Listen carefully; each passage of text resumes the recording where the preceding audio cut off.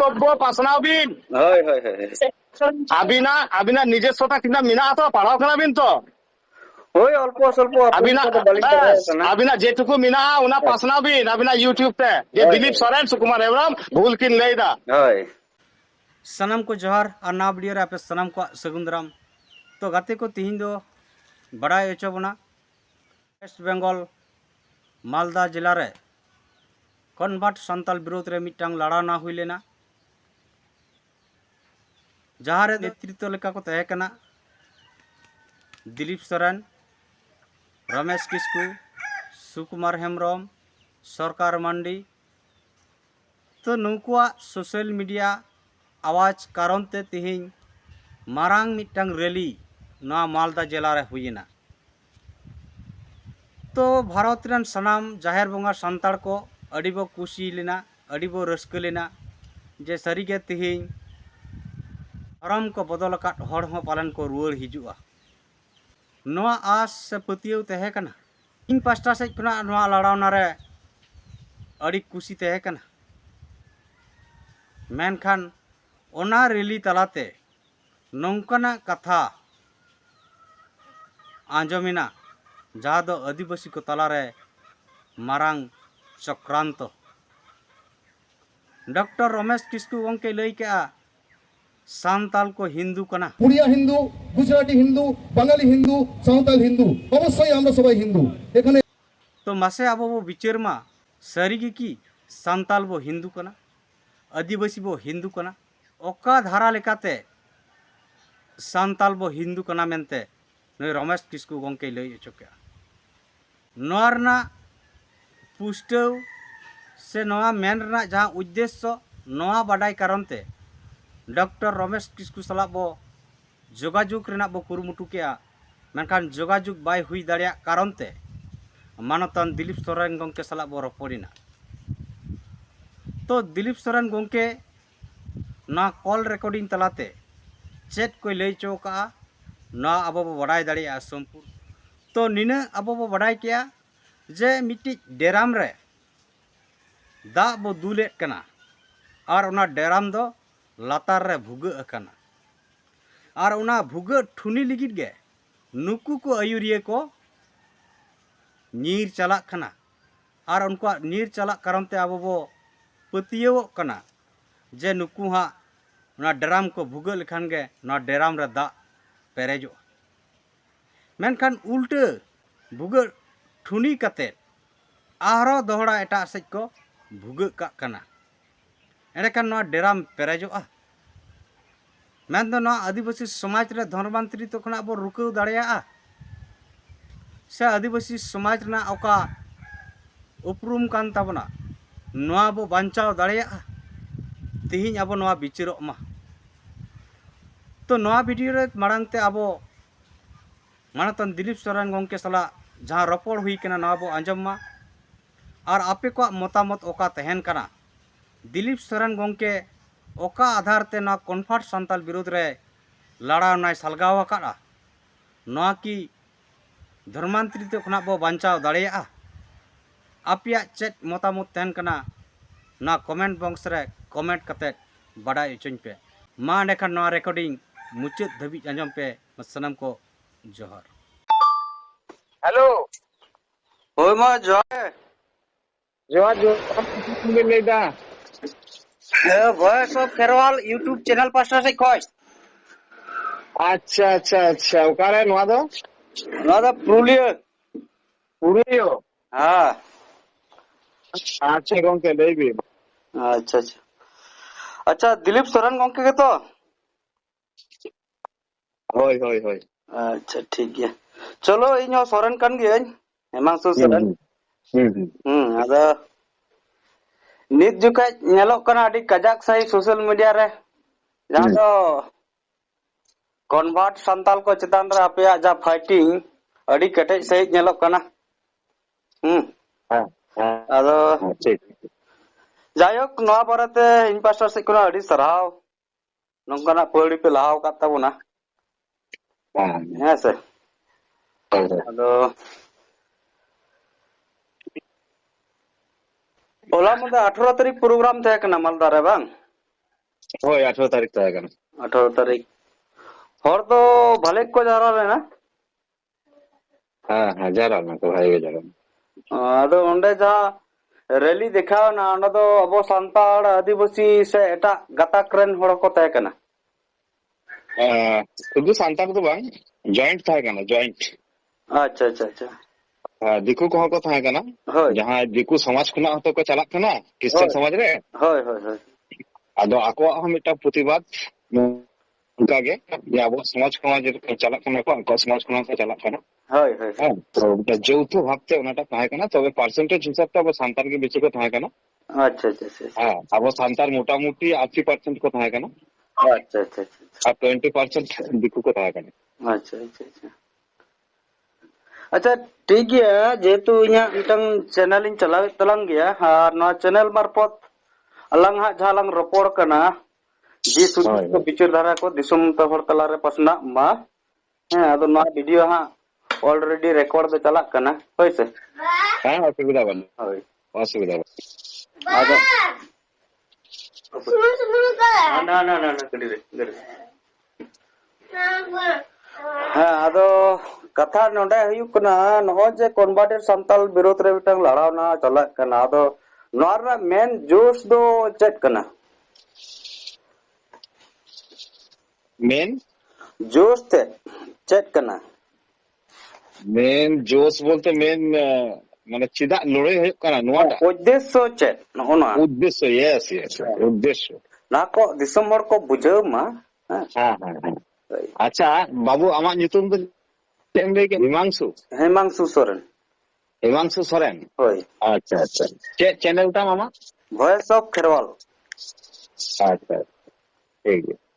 তো কাটা হয়ে কানা ᱛᱮᱫᱚ ᱥᱚᱝᱵᱤᱫᱷᱟᱱ ᱵᱟᱝ ᱠᱟᱱᱟᱞᱮ ᱟᱨ ᱚᱠᱚᱭ ᱫᱷᱚᱨᱚᱢ ᱵᱤᱨᱳধী ᱦᱚᱲ ᱦᱚᱸ সংবিধান নিয়ম সংবিধান রে মিটা আইন মেনাᱜᱼᱟ ᱚᱱᱟ আইন হিসাব তে ᱡᱟᱦᱟᱸᱭ ᱜᱮ ᱱᱚᱣᱟ ᱫᱷᱟᱹᱨᱛᱤ ᱨᱮ ᱦᱟᱛᱟᱣ ᱫᱟᱲᱮᱭᱟᱜᱼᱟ ᱦᱳᱭ ᱢᱮᱱᱠᱷᱟᱱ ᱚᱠᱚᱭ ᱦᱚᱸ ᱟᱵᱚᱨᱮᱱ ᱵᱟᱭᱨᱤ ᱵᱟᱝ ᱠᱟᱱᱟ ᱠᱚ ᱥᱚᱛᱨᱩ ᱦᱚᱸ ᱵᱟᱝ ᱠᱟᱱᱟ ᱦᱳᱭ ᱦᱳᱭ ᱦᱳᱭ ᱟᱵᱚᱣᱟᱜ ᱵᱷᱟᱨᱚᱛᱤᱭᱚ ᱥᱚᱝᱵᱤধাन ᱠᱟᱛᱮ ᱡᱩᱫᱤ ᱵᱤᱱ ᱵᱤᱱ ᱪᱟᱞᱟᱜᱼᱟ ᱛᱟᱦᱞᱮ ᱱᱚᱰᱮ ᱫᱚ ᱯᱮᱠᱷᱚ ᱢᱤᱫᱴᱟᱝ ᱫᱤᱥᱚᱢ ᱠᱟᱱ ᱛᱟᱵᱚᱱᱟ ᱦᱳᱭ ᱴᱷᱤক ᱜᱮᱭᱟ ᱡᱚᱛᱚ ᱫᱷᱚᱨᱚᱢ ᱨᱮ ᱦᱚᱲ ᱟᱛᱮ ᱜᱮ ᱟᱵᱚ ᱪᱟᱞᱟᱣ ᱩᱪᱤত ᱠᱟᱱ ᱛᱟᱵᱚᱱᱟ ᱦᱳᱭ ᱦᱳᱭ ᱦᱳᱭ kan abin bilang abin nᱚᱣᱟ ᱤᱥᱟᱹᱭ ᱵᱤᱨᱳধী ᱵᱤᱱ ᱞᱟᱹᱭᱫᱟ ᱯᱨᱚᱥᱱᱚ ᱨᱟᱠᱟᱵᱟ ᱦᱳᱭ ᱤᱥᱟᱹᱭ ᱵᱤᱨᱳধী ᱫᱚ ᱟᱹᱞᱤᱧ ᱵᱟᱹᱞᱤᱧ ᱞᱟᱹᱭᱫᱟ ᱤᱥᱟᱹᱭ ᱵᱤᱨᱳধী ᱦᱚᱸ ᱵᱟᱝ ᱠᱟᱱᱟᱞᱤᱧ ᱦᱳᱭ ᱟᱞᱮ ᱫᱚ ᱢᱮᱱᱞᱤ ᱠᱚᱱভার্টেড ᱡᱟᱦᱟᱸᱭ ᱠᱚ ᱢᱮᱛᱟᱣ ᱠᱟᱱᱟ ᱡᱮ ধর্মান্তরিত মানে সমাজ বাগি কাতে এটা ᱡᱟᱦᱟᱸᱭ ᱠᱚ ᱪᱟᱞᱟᱜ ᱠᱟᱱᱟ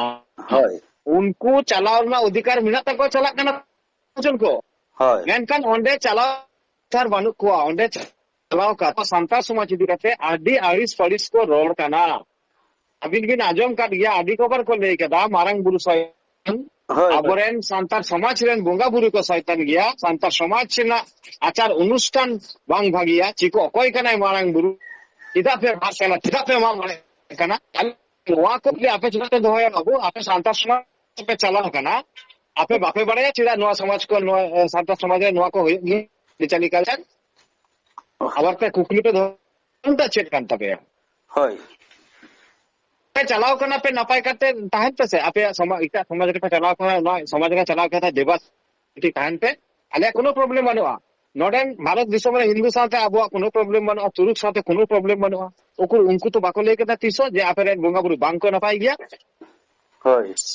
তাহলে আপে অকয় অধিকার এমা পেয়াই সান্তার সমাজের বঙ্গা বুরু ᱞᱟᱹᱭ ᱨᱮᱱᱟᱜ ᱦᱳᱭ আপে চালাও কানা পে ভাগি কাতে চালা পে তাহেন পে সমস্যা বানুয়া ᱦᱳᱭ নিতো সমস্যা মিটাং গে আপে পে ক্রিয়েট তেন সান্তার সমাজ রে বঙ্গা বুরু ইকাতে চিদা নিকল পে রোড দা নোয়া গে আলে বাত কানা এন যেহেতু আপে পে রোড কাদা আলে চুপচাপ বালে তাহেনা আপে নিতো সংবিধান রে যাহা আইন কানুন को मिनाआ उना आइन कानून तालाते आले स्टेट ले हटावा आपे तेहेन इसे समाज रे पे 12টি পারিস আপে ভাগি হতে ধর্মান্তরিত কানা পে সান্তার সমাজ না চেন হ বাগিয়া আপে করেন টুডু মুরমু হাসদা যে নয় 12টি পারিস আবো মিনা তাবনা নোয়া পারিস আপে 10 টাকা প্রথম কথা কানা দ্বিতীয় কথা কানা আপে ধর্মটা পরিবর্তন কিনা ইসে সমাজ রে চালাও না মাইনরিটি পে পাড়াও আর মাইনরিটি এসটি সংরক্ষণ বার হিসাব কাতে ñel lekan noa ge তবে সংবিধান মিটা প্রবন্ধন মেনা'a যে আবো সান্তাল যদি ধর্ম কো পরিবর্তন kan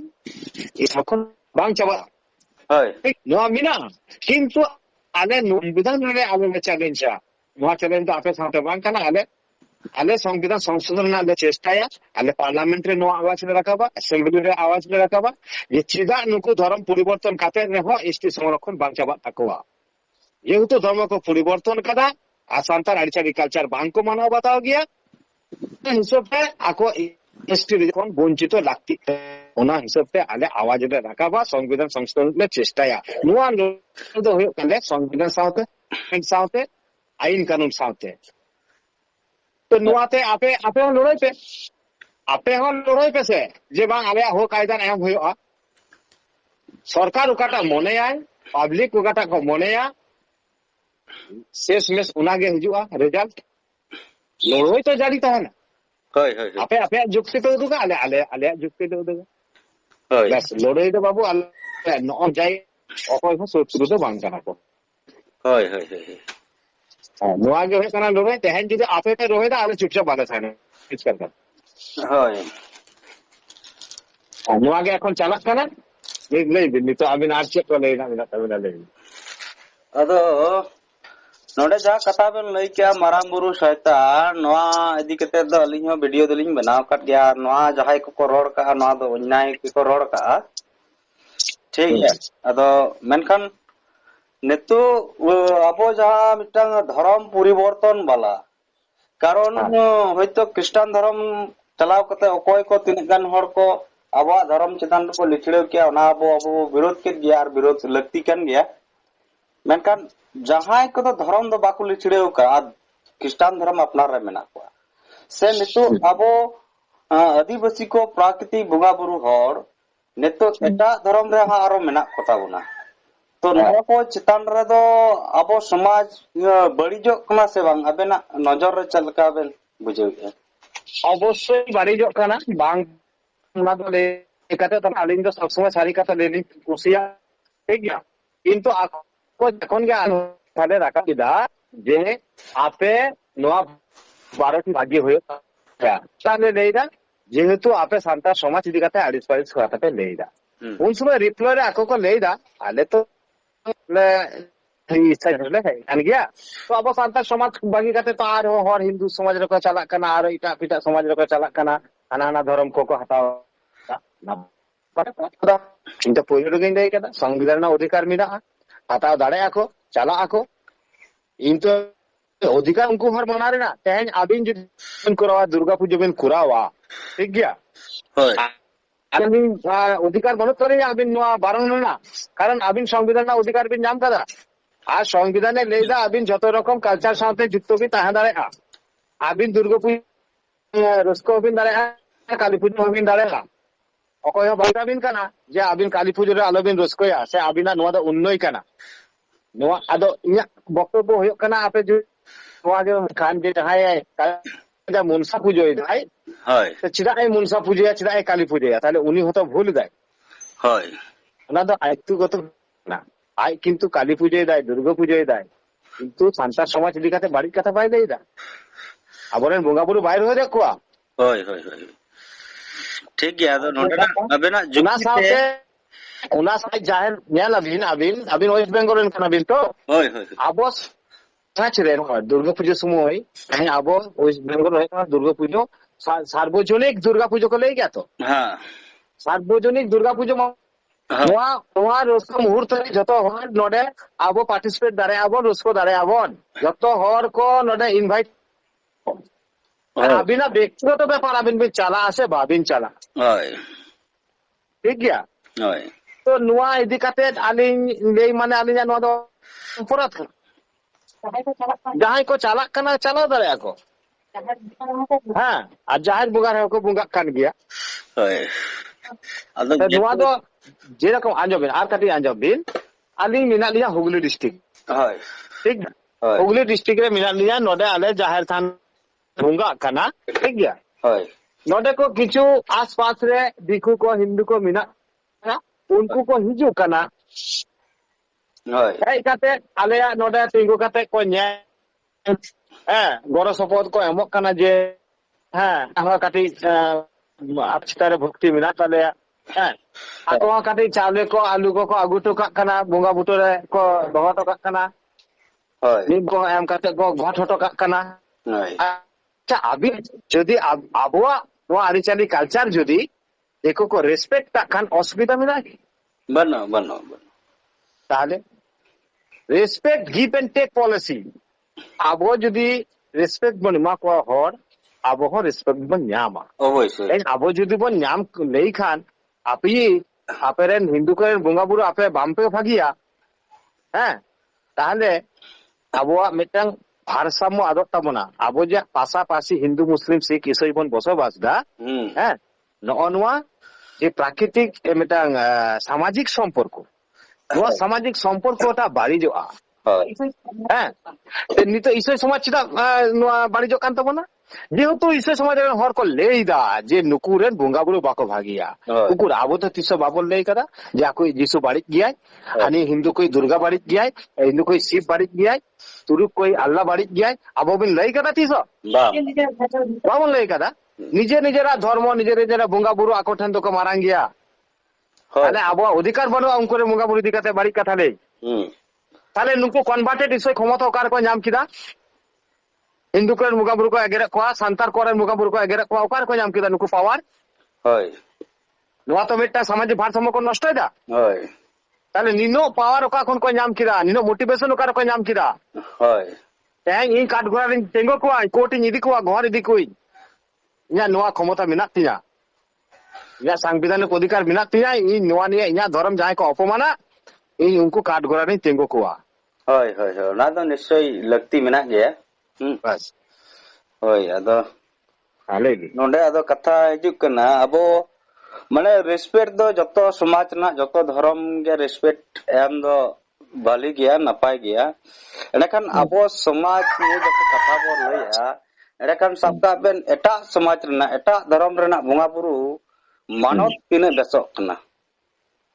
ᱧᱮᱞ ᱵᱤᱱ ᱱᱚᱣᱟ ᱫᱚ ᱦᱩᱭᱩᱜ ᱠᱟᱱᱟ ᱟᱵᱚᱣᱟᱜ ᱤᱱᱴᱟᱨᱱᱟᱞ ᱵᱮᱯᱟᱨ ᱠᱟᱱᱟ ᱵᱩᱡᱷᱟᱹᱣ ᱠᱮᱫᱟ ᱵᱤᱱ ᱛᱚ ᱱᱚᱜᱼᱚ ᱱᱚᱣᱟ ᱠᱚᱫᱚ ᱟᱵᱚ ᱵᱟᱦᱨᱮ ᱫᱚ ᱵᱟᱵᱚᱱ ᱟউᱴᱟ বাহরে আউট মানে মিটাং ভারসাম্য নষ্ট'a এবার আজম বিন Hoi. আবহাওয়া সমাজ ভাগি লিকাতে তল দহ লাগি ঠিক গিয়া Hoi. যে আবরেন সমাজ সেন হর Hoi. যাতে আবহাওয়া সংস্কৃতি হিরিং কাতে ইসা সংস্কৃতি বাকো আপনার মা Hoi. হ্যাঁ Hoi. ওনা হতে আবহাওয়া মিটাং ইন্টারনাল সংগঠন তাই মিনা তাবন গিয়া যেরকম আবরেন মাঝি পারগানা মহল আবরেন মাঝিয়ারি সিস্টেম যাহা মিনা উনা সিস্টেম আতে আবো মাঝি কো সাথে বন দুরুপ কাতে ইন্টারনাল ভাব তবন বুঝো কো ইয়ান বন আবো আরিচালি কালচার নোয়া জানো বাবন হিরিং মা নোয়া আরিচালি কালচার আবো ভাগিলেকা আবন গিদ্র পিদ্র বন সেনা কোয়া হ্যাঁ অবশ্যই দেখো করেন বুঙ্গা চিতারে আবো রেসপেক্ট তাহে না এনখান আবো না আরিচালি কালচার গে আবো তো মানাও দরকার কান তাবো না হ্যাঁ নোয়া তো একটা ইন্টারনাল গালমালা দরকার আবো তাহে না যেরকম দেখো কো তুরুক কো হা মিনা তুরুক কো আকো মসজিদ ভিতরি রে কো রপর কান গিয়া চেটা চালাও হে বাং চালাও হে উনকু কি ওপেনলি है কথা কো লেডা যে আপেরেন বুঙ্গা বুড়ো বাকো ভাগিয়া আলে তো বালে ইয়ে কোয়া Bam. হ্যাঁ বাং Bam. Bam. তো কথা হয়ে কারণ প্রত্যেক সমাজ থেকে একটা ইন্টারনাল ব্যাপার মেনা আবহাওয়া সমাজ চিকলিকা তবন সোজেয়া চিকলিকাতে নাপাই ডাহার বন ইদিয়া নোয়া লাগি আবো ইন্টারনাল মিটাং গালমারাও তাহেন তাবনা Hoi. ঠিক গিয়া নোয়া তো আবো বাবো না ওটা Hoi. নোয়া তো ভিতরের না ব্যাপার কানা তো ওনা কামি হরারে আনি তো আগো কান গিয়া ᱧᱮᱞ গিয়া আমি যখন ভিডিও বিন ᱧᱮᱞ দা আনি প্রত্যেক আতুর লিং চালাক কান গিয়া মাঝি কো সাথে লিং দুড়ুব কানা মাঝি বাবা কো লিং মিতা কো কানা হ্যাঁ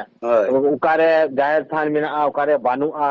ওনা কো যাতে হুয়ুক মা Hoi. তারপর আবনা আরিচালি কাতে বাহা মামরে পরব নোয়া কো প্রপারলি বন পালন মা Hoi. যখন গে আবহাওয়া সংস্কৃতি না পালন বন এত হবা বাং Hoi. আদো হা বই বইতে হা আদো ইটা কো জানতে না তবন ছড়িও কানা সে হ্যাঁ ওনা মনোবৃত্তি কো সামটা তাবনা Hoi. Hoi. হ্যাঁ আদো হা ওনা কো দো আদো যত কিছু তো আর ভিডিও তালারে আগু দো সম্ভব বাং কানা বা Hoi. Hoi. Ona katha ge ado ente rehon যখন সোশ্যাল মিডিয়া রে গুরলে জাহানা কুকলি do rakap ya jahalka program nyalena Dr. Ramesh Kiskuwa jaha speech nyalena mane santalo hindu re lekha ket buna noa okalka ingel te ror ke a bang bujek kana. ado gongke jahatak lini mita bina Ar mitang ayak comment ro nyelok kan taya ar aya mitte all ka post onar ho santal mane Hindu mentai ullek akada. acha ᱟᱫᱚ ᱱᱚᱣᱟ ᱠᱚ ᱚᱠᱟ ᱮᱸᱜᱮᱞ ᱛᱮ ᱨᱚᱲᱮᱜᱼᱟ ᱱᱚᱣᱟ ᱠᱟᱛᱷᱟ ᱵᱟᱝ ᱵᱩᱡᱷᱟᱹᱜ ᱠᱟᱱᱟ ado ha mitan daktar babu kanai thik gaya ᱦᱳᱭ ado uni che e roda bai roda alin to ar nischoi balin guide daraya alinya kono odhikar ho banuk thik alinya ᱦᱳᱭ ᱦᱳᱭ ᱦᱳᱭ যদি আই আই লই কাক খান ওনা দো আয়া ব্যক্তিগত স্পিচ কান তায়া ᱦᱳᱭ ᱦᱳᱭ আলিং দো হা আলি কুলি কাতে হা বাই স্পিচ বাই এম কাদা ᱴᱷᱤᱠ ᱜᱮᱭᱟ ᱟᱨ তবে ᱟᱨ তবে ᱢᱤᱫᱴᱟᱝ ওনা দো ᱟᱵᱮᱱ ᱴᱷᱮᱡ ᱫᱚ ᱠᱩᱠᱞᱤ ᱱᱚᱣᱟ ᱛᱟᱦᱮᱱ ᱠᱟᱱᱟ ᱡᱟᱦᱟᱸ ᱫᱚ ᱟᱨ ᱢᱤᱫᱴᱮᱡ ᱵᱷᱤᱰᱤᱭᱳ ᱟᱵᱮᱱᱟᱜ ᱞᱤᱧ ᱧᱮᱞ ᱞᱮᱜᱼᱟ ᱡᱟᱦᱟᱸ ᱫᱚ ᱱᱚᱣᱟ ᱥᱚᱨᱚᱥᱚᱛᱤ ᱵᱚᱸᱜᱟ ᱤᱫᱤ ᱠᱟᱛᱮ ᱵᱮᱱ ᱵᱮᱱᱟᱣ ᱞᱮᱜᱼᱟ ᱱᱚᱣᱟ ᱡᱮ ᱢᱤᱫᱴᱟᱝ ᱥᱴᱩᱰᱮন্ᱴ ᱥᱚᱢᱟᱡᱽ ᱨᱮᱱᱟᱜ ᱠᱟᱱᱟ ᱱᱚᱣᱟ ᱟᱹᱞᱤᱧ ᱦᱤᱥᱟᱹᱵ ᱛᱮ ᱠᱟᱹᱴᱤᱡ ᱵᱤᱵᱽᱨᱟᱱᱛᱤ ᱧᱚᱜ ᱞᱮᱠᱟᱞᱤᱧ ᱵᱩᱡᱷᱟᱹᱣᱮᱜᱼᱟ ᱟᱫᱚ ᱱᱚᱣᱟ ᱪᱮᱛᱟᱱ ᱨᱮ ᱟᱵᱮᱱ ᱪᱮᱫ ᱵᱮᱱ ᱞᱟᱹᱭᱟ বিভ্রান্তি বলতে আজব দিন আবো অনেক লাহারে কিন্তু লই কিরা যে তেহেন স্টুডেন্ট সমাজ তেহেন কিন্তু নোয়া আবো যখন আবো তো আদি তায়ম রে আবো সংস্কৃতি উনো আবো বাহারে বাবন উডং কাদা ᱦᱳᱭ আবো সংস্কৃতি ভিতরে রে আবো বন মিনা বোনা ᱦᱳᱭ মেনখান আবো নেলগক কানা আবো নিজস্ব কোনো স্কুল কলেজ নিতো তৈয়ারক কান তাবোনা বই বইতে ᱦᱳᱭ মিটা সময় তাহে কানা যেন আবো কো বন পড়াও কানা उन ऑक्टो अबुआ अरिचाली कल्चर खुना बिसी बन मनाव कदा आको हिंदू को अरिचाली कल्चर ठीक है ᱦᱳᱭ तेहेन स्कूल लेबिन कॉलेज लेबिन तेहेन कोर्ट कचहरी लेबिन तेहेन अबिन कोर्ट रे बिन चला गीता चिता रे ती दोह कते अबिन शपथ हताव कते अबिन ले अबिना ᱦᱳᱭ अबुआ तो ओने जमसिम बिनती बाको दोह कदा ᱵᱟᱝ ᱵᱟᱝ ᱵᱟᱝ কারণ তাই নিনো যদি আবো বন নোয়া কো নিয়ে যখন বন চিন্তা ভাবনা এবং আদি গাহের রে বন বলো না বন বুঝোয়া যে আবো তাহলে যখন গে নগা নোয়া করে বিরোধ বন এহবা বাং ᱦᱳᱭ হ্যাঁ যদি আবিন মেনে কাহে সরস্বতী বঙ্গা ইদি কাতে বিরোধ লিন এহবা নোয়া দো আবোয়াক বাং কানা ঠিক আছে তাহলে চেদ হইয়া তাহলে মিটাং হিন্দু কো সাথে আবোয়াক মিটাং সম্পর্ক বাড়ি যোয়া যাহা আবোয়াক মিটাং সামাজিক সম্পর্ক মিনা ঠিক আছে এইবার আবিন স্কুল রে আবিন গিদ্র আলোবিন করে আছে ᱦᱳᱭ স্কুল রে সরস্বতী পুজো হইক কানা হ্যাঁ নোয়া দো মিটাং পয়লো খুন আদি পয়লো খুনা গে নুকু को आको गे को हर्ता करता को ताहे काना हिंदू को गे ठीक है ᱦᱳᱭ उनको गे स्कूल कॉलेज करे नोआ सरस्वती पुजो को एहब कादा आइमा फेस्टिवल को एहब कादा হ্যাঁ এবার আবো দো স্কুল পরিকাঠামো বানু আবো বন চালা কানা को স্কুল রে ঠিক আছে ᱦᱳᱭ এইবার অন্ডে চালাও কাতে আবরেন গিদ্র হো সরস্বতী পুজো করে কো জুপড়া কানা ᱦᱳᱭ আবো হবন জুপড়া কানা ᱦᱳᱭ এবার কথা হয়ে কানা চে আবো সমাজ সংস্কৃতি ইদি কাতে নিনো সিরিয়াস বানু বন থেকে আবো এটা সংস্কৃতি আপনার দা ᱦᱳᱭ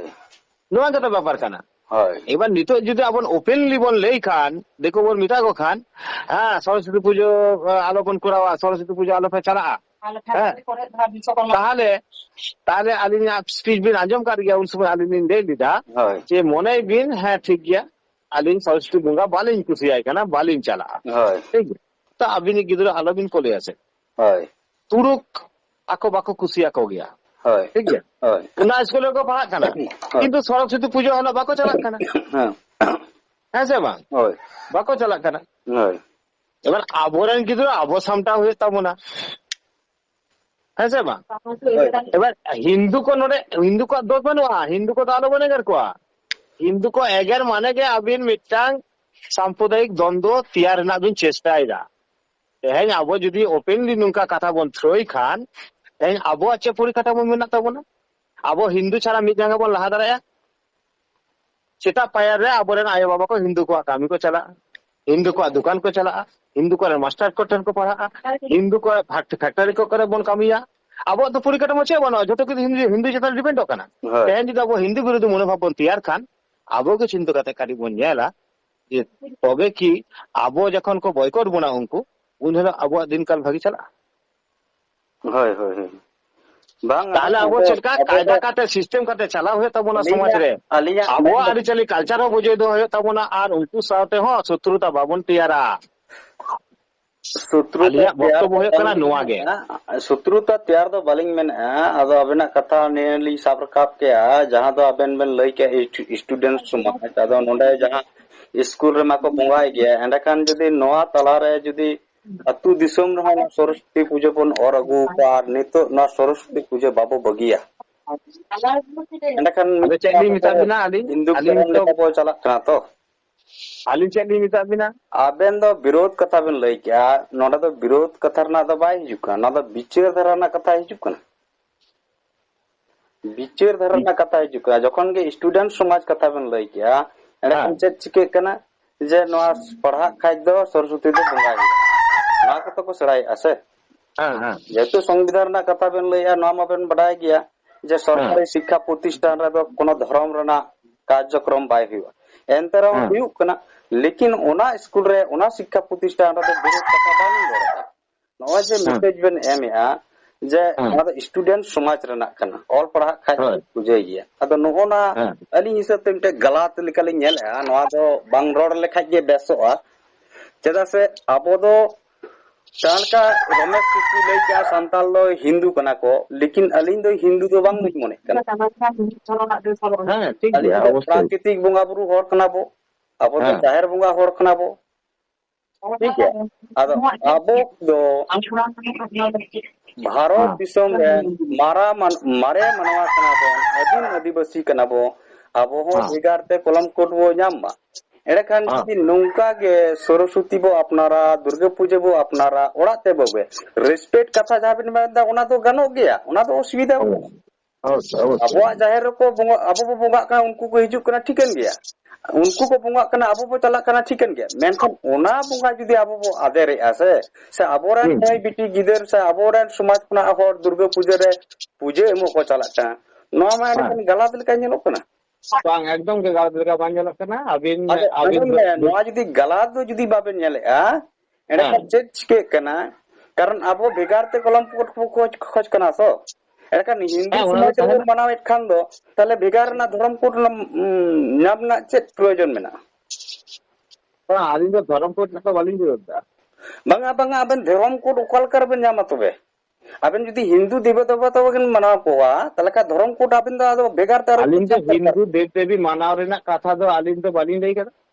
ᱛᱤᱥ ᱞᱤᱧ ᱞᱟᱹᱭ ᱟᱹᱞᱤᱧᱟᱜ ᱠᱮᱫᱟ ᱠᱟᱛᱷᱟ ᱟᱸᱡᱚᱢ ᱵᱮᱱ ᱟᱹᱞᱤᱧᱟᱜ ᱡᱟᱦᱟᱸ ᱞᱤᱧ ᱞᱟᱹᱭ ᱠᱮᱜᱼᱟ ᱡᱮ ᱱᱚᱜᱼᱚᱭ ᱡᱮ ᱵᱮᱱ ᱦᱮᱸ ᱢᱮᱱ ᱠᱮᱜᱼᱟ ᱥᱴᱩᱰᱮন্ট ᱥᱚᱢᱟᱡᱽ ᱨᱮᱱᱟᱜ ᱠᱟᱱᱟ ᱦᱮᱸ ᱚᱱᱟ ᱥᱴᱩᱰᱮন্ট ᱠᱟᱛᱷᱟ ᱥᱚᱢᱟᱡᱽ ᱫᱚ ᱨᱮᱱᱟᱜ ᱟᱹᱞᱤᱧ ᱞᱤᱧ ᱢᱚᱱᱮᱭ ᱜᱮᱭᱟ ᱥᱴᱩᱰᱮন্ট ᱥᱚᱢᱟᱡᱽ ᱨᱮᱱᱟᱜ ᱜᱮ ᱠᱟᱱᱟ ᱟᱫᱚ ᱱᱚᱣᱟ ᱫᱚ ᱟᱵᱮᱱ ᱥᱯᱚᱥᱴᱚ ᱵᱟᱵᱮᱱ ᱞᱟᱹᱭ ᱞᱮᱜᱼᱟ ᱡᱮ ᱱᱚᱣᱟ ᱫᱚ ᱦᱤᱱᱫᱩ ᱥᱚᱢᱟᱡᱽ ᱨᱮᱱᱟᱜ ᱠᱟᱱᱟ ᱟᱵᱚᱨᱮᱱ ᱜᱤᱫᱟᱹᱨ ᱯᱤᱫᱟᱹᱨ ᱥᱠᱩᱞ ᱠᱚ ᱪᱟᱞᱟᱜ ᱠᱟᱱᱟ ᱴᱷᱤᱠᱟᱹᱱ ᱜᱮᱭᱟ ᱢᱮᱱᱠᱷᱟᱱ ᱱᱚᱣᱟ ᱯᱩᱡᱟᱹ ᱟᱹᱛᱩ ᱚᱲᱟᱜ ᱫᱤᱥᱚᱢ ᱵᱚᱱ ᱠᱚᱨᱟᱣᱟ ᱱᱚᱣᱟ ᱠᱚ ᱟᱵᱚ ᱵᱚ ᱵᱟᱹᱜᱤᱭᱟ ᱟᱵᱚ ᱫᱚ ᱦᱤᱱᱫᱩ ᱵᱟᱝ ᱠᱟᱱᱟ ᱵᱚ হ্যাঁ আবিন মিটা কথা মিটা বিনা যে আবিন যদি মানাও রᱮᱱᱟᱜ ইচ্ছা মেনাᱜ তাবিনা মানাও বিন বাবিন মানাও অকয় হᱚᱸ হিন্দু ওড়াᱜ রে বাকো আগু ᱴᱚ ᱠᱟᱜ ᱵᱚᱱᱟ ᱵᱚᱸᱜᱟ ᱦᱳᱭ ᱴᱷᱤᱠ ᱟᱫᱚ ᱜᱮᱭᱟ ᱱᱚᱣᱟ ᱡᱚᱠᱷᱚᱱ ᱥᱳᱥᱟᱞ ᱳয়াᱨᱠᱟর ᱵᱮᱱ ᱠᱟᱹᱢᱤ ᱠᱟᱱᱟ ᱱᱚᱣᱟ ᱵᱤᱪᱟᱹᱨ ধারা ᱮᱢ ᱫᱚᱨᱠᱟর ᱠᱟᱱᱟ ᱟᱨ bang aling ᱫᱚ ᱵᱟᱹᱞᱤᱧ ᱵᱷᱮᱜᱟᱨ ᱠᱚᱣᱟ ᱟᱹᱞᱤᱧ ᱫᱚ ᱢᱤᱫᱴᱟᱝ ᱠᱟᱛᱷᱟ ᱟᱸᱡᱚᱢ ᱵᱤᱱ ᱟᱹᱞᱤᱧ ᱢᱤᱫᱴᱟᱝ ᱠᱟᱛᱷᱟ ᱞᱤᱧ ᱞᱟᱹᱭ ᱠᱟᱫᱟ ᱟᱹᱵᱤᱱ রেসপেক্ট ᱵᱤᱱ ᱮᱢ ᱫᱟᱲᱮᱭᱟᱠᱚᱣᱟ ᱦᱳᱭ ᱟᱫᱚ ᱴᱷᱤक ᱜᱮᱭᱟ রেসপেক্ট মানে ᱱᱚᱜᱼᱚᱱᱟ ᱜᱮᱛᱚ ᱟᱵᱮᱱ ᱫᱚᱵᱮᱱ ᱞᱟᱹᱭ ᱠᱮᱜᱼᱟ ᱥᱴᱩᱰᱮন্ট ᱥᱚᱢᱟᱡᱽ ᱨᱮᱱᱟᱜ ᱠᱟᱱᱟ ᱚᱱᱟ ᱫᱚ ᱚᱞ ᱯᱟᱲᱦᱟᱜ ᱠᱷᱟᱡ ᱫᱚᱠᱚ ᱯᱟᱲᱦᱟᱜ ᱜᱮᱭᱟ ᱟᱫᱚ ᱱᱚᱣᱟ ᱨᱮ ᱪᱮᱫ ᱟᱵᱚᱨᱮᱱ ᱥᱚᱢᱟᱡᱽ ᱨᱮᱱ ᱜᱤᱫᱽᱨᱟᱹ ᱠᱚ ᱯᱚᱯᱚᱝᱲᱟ ᱠᱚ ᱪᱮᱫ ᱥᱟᱸᱫᱮᱥ ᱠᱚ ᱧᱟᱢᱟ ᱱᱚᱣᱟ ᱟᱵᱮᱱ ᱞᱟᱹᱭ ᱵᱮᱱ ᱥᱮ ᱪᱮᱫ ᱥᱟᱸᱫᱮᱥ ᱠᱚ ᱧᱟᱢᱟ ᱪᱮᱫ ᱥᱚᱱᱫᱮᱥ ᱠᱚ ᱧᱟᱢᱟ ᱚᱱᱟ ᱫᱚ ᱟᱹᱞᱤᱧᱟᱜ ᱫᱟᱭᱤᱛᱛᱚ ᱠᱟᱛᱮ ᱞᱤᱧ ᱞᱟᱹᱭ ᱠᱟᱫᱟ ᱥᱴᱩᱰᱮন্ট ᱥᱚᱢᱟᱡᱽ ᱨᱮᱱᱟᱜ ᱜᱮᱞᱤᱧ ᱢᱚᱱᱮᱭ ᱜᱮᱭᱟ ᱮᱵᱚᱝ ᱟᱹᱞᱤᱧ ᱫᱚ ᱱᱚᱣᱟ ᱜᱮᱞᱤᱧ ᱞᱟᱹᱭᱟ ᱥᱠᱩᱞ ᱨᱮ ᱦᱩᱭᱩᱜᱼᱟ ᱴᱷᱤᱠ ᱜᱮᱭᱟ ᱚᱲᱟᱜ ᱨᱮᱫᱚ ᱟᱹᱜᱩ ᱨᱮᱱᱟᱜ ᱠᱟᱛᱷᱟ ᱵᱟᱹᱞᱤᱧ ᱞᱟᱹᱭ ᱠᱟᱫᱟ ᱟᱫᱚ ᱥᱴᱩᱰᱮন্ট ᱥᱚᱢᱟᱡᱽ ᱨᱮᱱᱟᱜ ᱵᱮᱱ ᱞᱟᱹᱭ ᱠᱮᱭᱟ ᱟᱨ ᱥᱴᱩᱰᱮন্ট ᱥᱚᱢᱟᱡᱽ ᱨᱮᱱᱟᱜ ᱫᱷᱚᱨᱚᱢ ᱫᱚ ᱵᱟᱝ ᱠᱟᱱᱟ ᱥᱴᱩᱰᱮন্ট ᱥᱚᱢᱟᱡᱽ ᱨᱮᱱᱟᱜ কোনো ধর্ম ᱫᱚ ᱵᱟᱭ ᱦᱩᱭᱩᱜᱼᱟ স্টুডেন্ট সমাজ স্টুডেন্ট আছে ধর্ম মেনাᱜᱼᱟ আবিন স্কুল যখন আবিন গিদ্রা বিন পড়াওয়া ᱚᱱᱟ ᱢᱟ ঠিক গিয়া সরস্বতী আজম এই কথা আজম বিন আবিন যখন স্কুল রে আবিন গিদ্রা বিন পড়াওয়া ᱦᱳᱭ ওনা স্কুল রে একটা ইউনিফর্ম মেনা ᱦᱳᱭ ঠিক গিয়া ᱦᱳᱭ ওনাগে ᱦᱩᱭᱩᱜ ᱠᱟᱱᱟ স্টুডেন্ট সমাজ রে আবিনা ধর্ম না আবিনা ড্রেস হরক কাতে ইউনিফর্ম হরক কাতে বাবিন কোলেয়া স্কুল রে খুলে এলি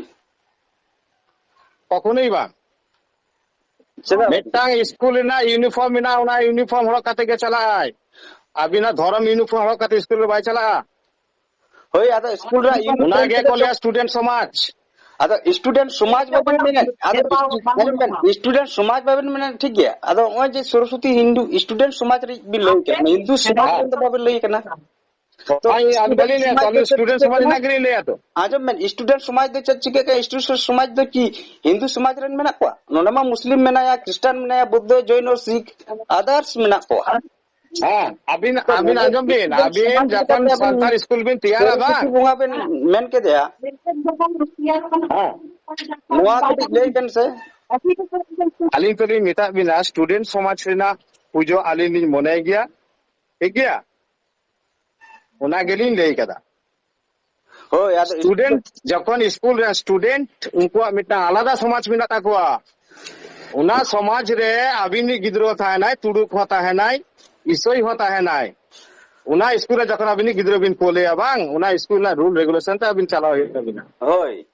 ओना मलिंग बता दे बुझो किरा बिन समाज लिंग बता तब ना मेंटा स्टूडेंट समाज परिस्थिति होना ले यार वा तो तरीका से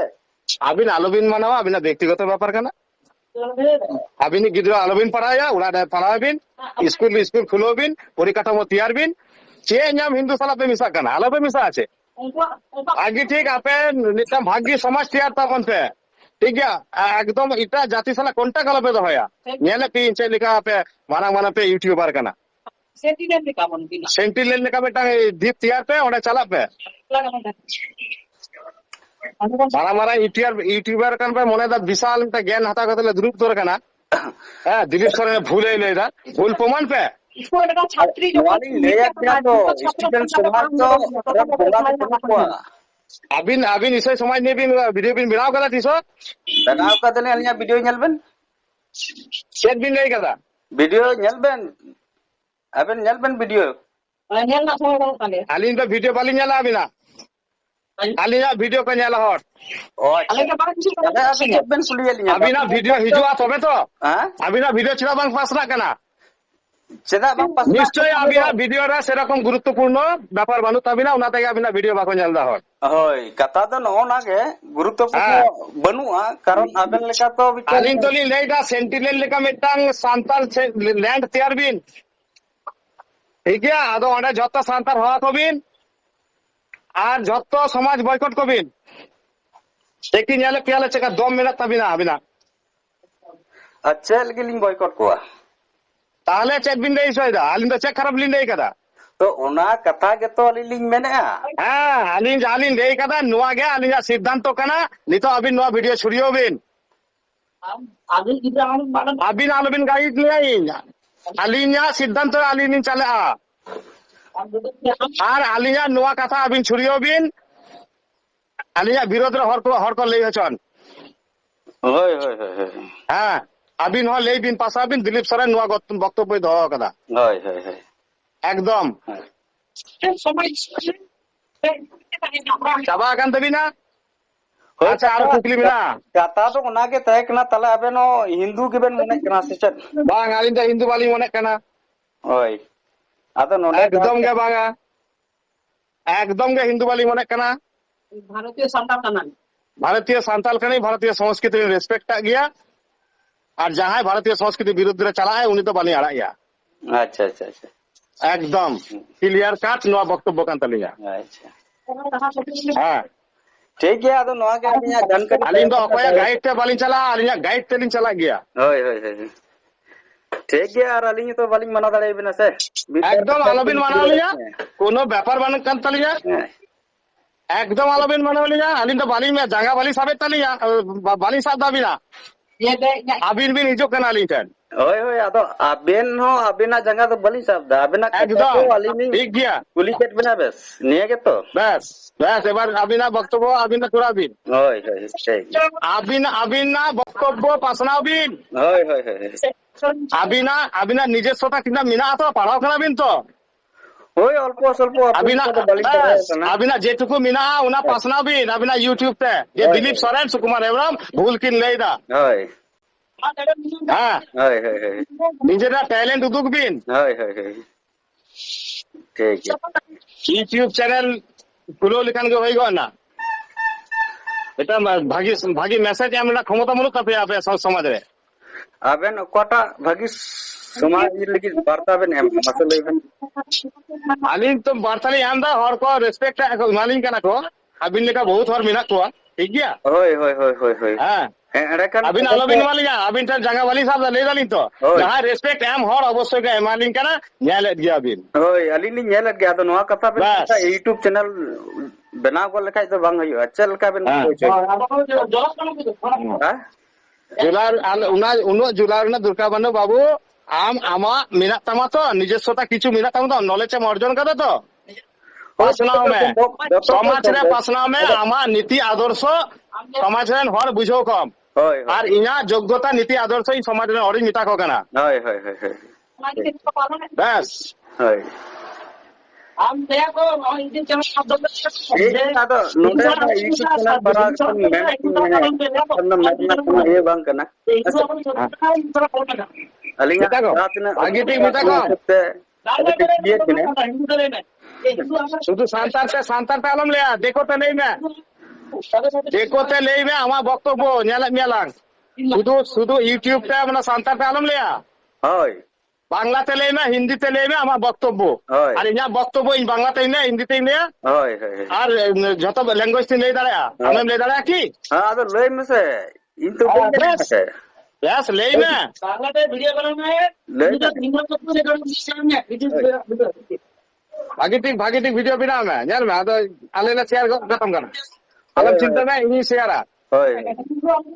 হ্যাঁ ভাগিটিক হল মে होय হিন্দু শত্রু কেনা কো होय बांग्लादेश अरे हिंदू सूत्र तो इन तो बोल लई करा तो हाँ ठीक है बाबू दहाय में हमार नॉलेज बहुत ही आजम करा नहीं तो फोन दहाय में होय ठीक है फोन दहाय में नहीं तो एक